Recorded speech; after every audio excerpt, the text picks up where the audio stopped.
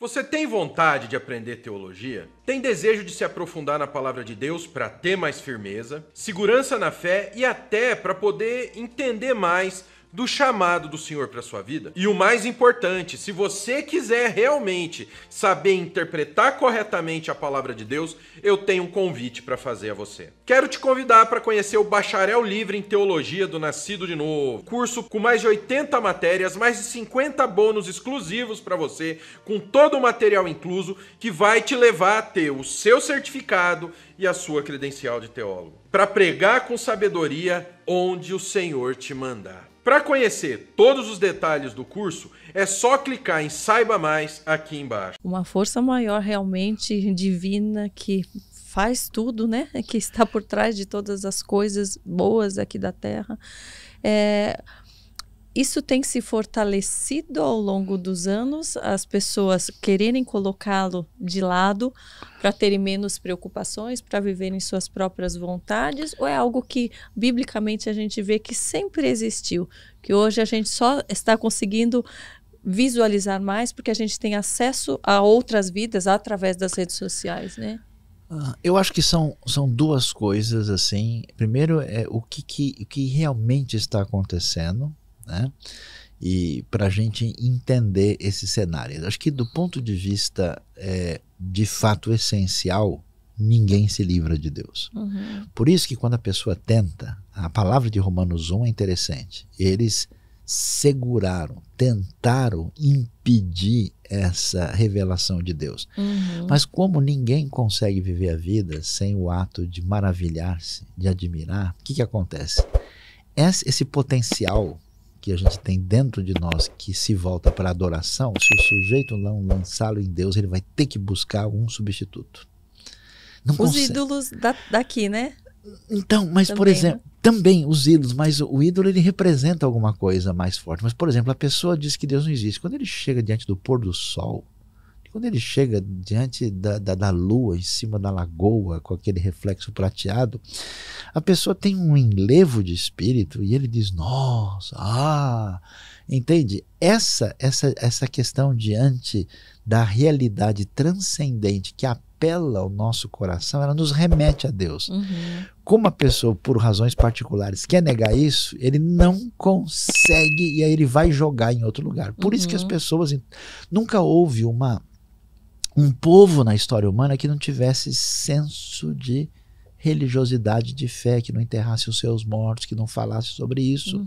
Não tem jeito. Ou a pessoa bota na árvore, ele bota no papagaio, ele bota numa pessoa, ele bota e ele não consegue. Então, no fundo, o chamado à transcendência é inescapável.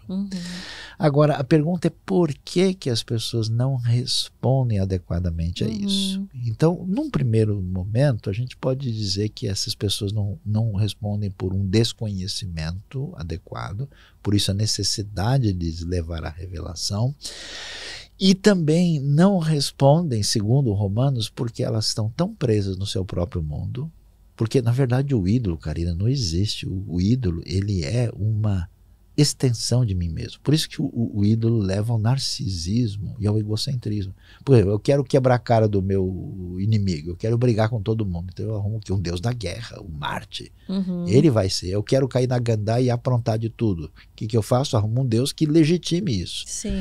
Então, na verdade, quando você adora um ídolo, você adora a si mesmo. Olha, nunca tinha parado para pensar nisso. É um tipo de espelho. Por isso que Salmo 115 diz que se tornam como eles aqueles que os adoram.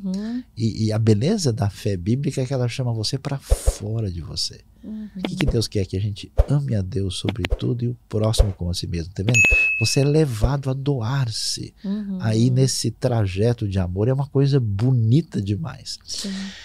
Agora, por outro lado, por que as pessoas têm revolta contra Deus e rejeição no tempo de hoje? A minha maneira de entender é porque elas estão feridas, e elas estão frustradas e decepcionadas com a religião institucionalizada. Elas estão aborrecidas com os que representam a religião e o que eles fizeram e que se tornou um problema. Agora, eu pergunto para todo mundo, né? Quem é a pessoa mais antirreligiosa e decepcionada com religião na história? Jesus de Nazaré. Por quê? Porque a galera do tempo dele, o pessoal perdeu a cabeça.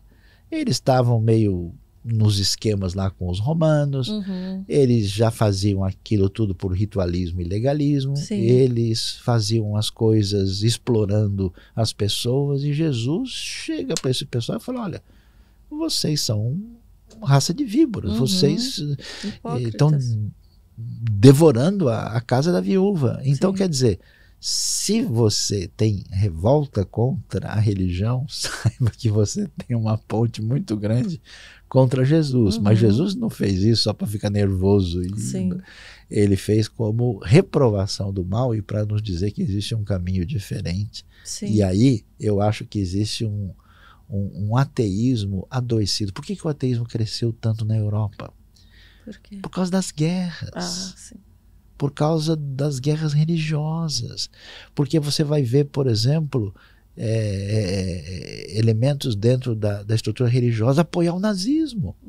Aí o cara cresce depois e fala: meu, esses caras... Pode? Não... Eles estão falando em Deus e estão fazendo isso? Ah, sabe de uma coisa? Vou procurar outro caminho. Mas só que não dá para viver assim. Aí a pessoa, depois de um tempo, né, ele começa a olhar numa outra direção. Né?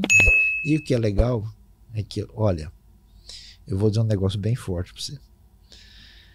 Nunca tantas pessoas vieram a conhecer Jesus do que nos últimos 30 anos. A gente tem uma conversa meio negativa, mas aqui o negócio é positivamente.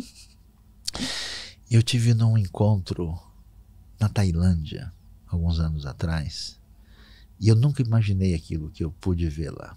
Lugares onde nunca o evangelho entrou, mas assim, milhares de pessoas no Oriente Médio, na Ásia e na África têm recebido o evangelho. E olha, nunca a Igreja de Cristo conseguiu fazer isso. Nossa. Eu vi gente do Nepal, da Mongólia, da própria Tailândia, de países que eu não posso nem mencionar o nome aqui. Gente, tinha um cara atrás de mim, ele veio do norte da África. Um cara enorme, com roupa típica. Ele começou a orar, ora era francês, ora era árabe, ora nem sei que língua era. E eu vi esse cara chorando, adorando a Deus. Eu explodi na hora ali. E eu falei, quando que eu poderia imaginar um negócio desse? Né? Ver a Coreia do Sul, em 4 décadas, se tornou um país, talvez o país mais missionário do mundo. É doideira. Ninguém segura o poder de Deus. Então o Espírito sopra onde quer. E aí vai acontecendo as coisas, e a grande colheita das nações que o Espírito de Deus está fazendo, começando fortemente no próprio ambiente do povo judeu, depois do surgimento de Israel, e com as nações de uma maneira que nunca aconteceu. Então a gente, às vezes eu fico meio chateado, sabe? Porque o povo que gosta de notícia ruim. Não é possível uma coisa dessa.